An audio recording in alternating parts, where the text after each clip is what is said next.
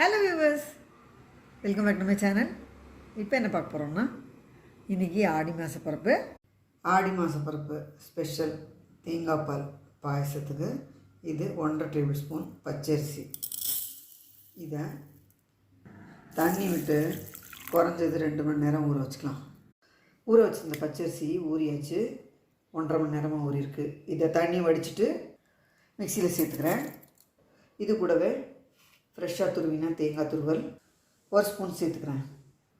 தேங்காய் தண்ணியவே கொஞ்சமாக விட்டு நல்லா இந்த மாதிரி பேஸ்ட்டாக அரைச்சி எடுத்தாச்சு.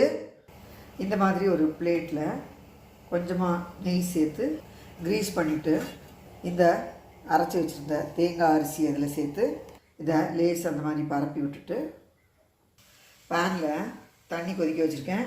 அதில் இந்த பிளேட்டை வச்சு ஆவியில் 10 நிமிஷம் வேக விட்டு எடுத்துக்கலாம். இது வேகத்துக்குள்ளால் இந்த தேங்காயை எடுத்துக்கலாம். மிக்சியில் சேர்த்தாச்சு. இதை ஃபில்டரில் சேர்த்து இந்த மாதிரி பால் எடுத்தாச்சு. இது 1ஆம் பால்.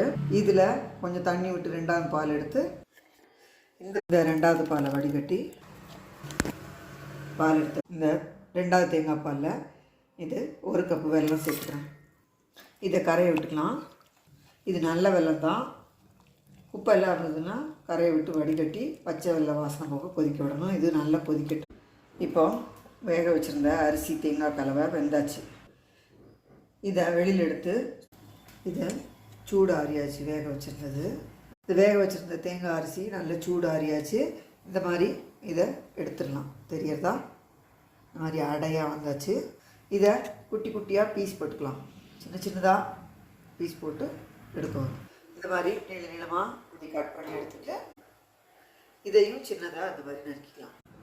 இது போல் குட்டி குட்டியாக பீஸ் பண்ணி வச்சு பாருங்க. தெரியறதா? இந்த மாதிரி சின்ன சின்னதாக இருக்கும். இப்போ இந்த வெல்லம் நல்லா கொதித்து பச்சை வாசனை போயாச்சு.